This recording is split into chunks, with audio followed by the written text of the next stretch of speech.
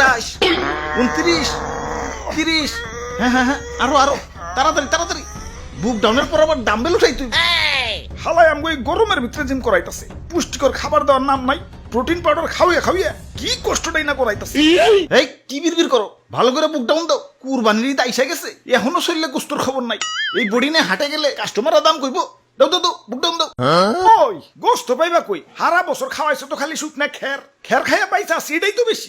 ঘাসের খবর নাই, ভুসির খবর নাই। ঠিক কইছেন ভাই, শুকনা খের খাইয়া আমার তো কষা হইয়া গেছে।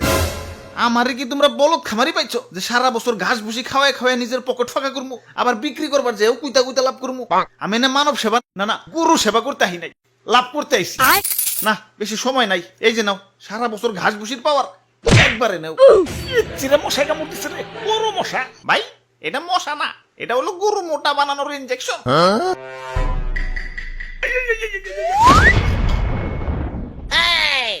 এইবার ঠিক আছে, এইবার ভালো দাম পাওয়া যাবো। যাই হাটে যে গরুটা বেই চাহি। ওরে ভুয়াপুরে, ইয়া সাতা কই দছ, ইয়া মেম্বার আমি না তুমি? সরি মেম্বার সাহেব। আমি হইলাম এই এলাকার একজন গণ্যমান্য ব্যক্তি, মান সম্মান ধরে রাখার জন্য ইয়া নিয়ত করছি এবার সবচেয়ে দামি গরুটাই কুরবানি দিব।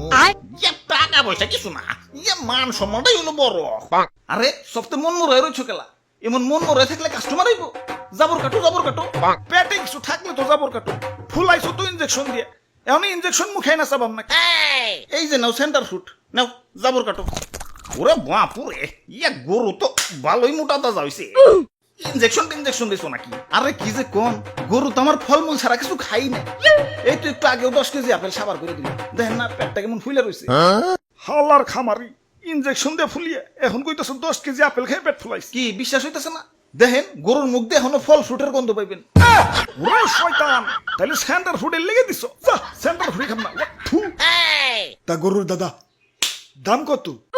বেশি না, মাত্র 10 লাখ। বাপরে, এত দাম? গরুর দামই তো চাইলাম না, সারা বছর গরুর যে আপেল কমলা খাওয়াইছি ওটির দাম চাইলাম মাত্র। এখন দাম বেশি হইলে ওইটা নেন। না না, আমি হইলাম মেম্বার সাহেব, এই এলাকায় আমার একটা ওয়েট আছে। এই সুখ না গরু নিলে এলাকায় আমার মান সম্মান থাকবো, আমার ওইটাই লাগবো। এই যে নাও টাকা দেও, গরু আমাকে দিয়া দেও।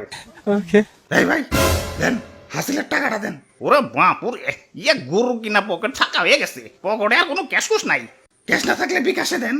আরে ইয়া বিকাশেও তো টাকা নাই, কার্ডে আছে, কার্ড নিবে। ধরুন আমার কি এটিএম বুথ পাইছেন নাকি? ইয়া পাইলে আর দিমু কেমনে? ইয়া ভাই হাসিলের টেয়াটা মনে হয় পাইসা গেল।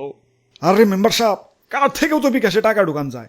প্রথমে বিকাশ অ্যাপে লগ ইন করে অ্যাড মানিতে যান, কার্ড টু বিকাশ সিলেক্ট করে ভিসাতে ট্যাপ করেন। যেহেতু আপনার ভিসা কার্ড, আপনার বিকাশ অ্যাকাউন্ট সিলেক্ট করে টাকার পরিমাণ দেন। তারপর আপনার কার্ড স্ক্যান করে তথ্য আপডেট করে ফোনে আসা ওটিপি সাবমিট করেন।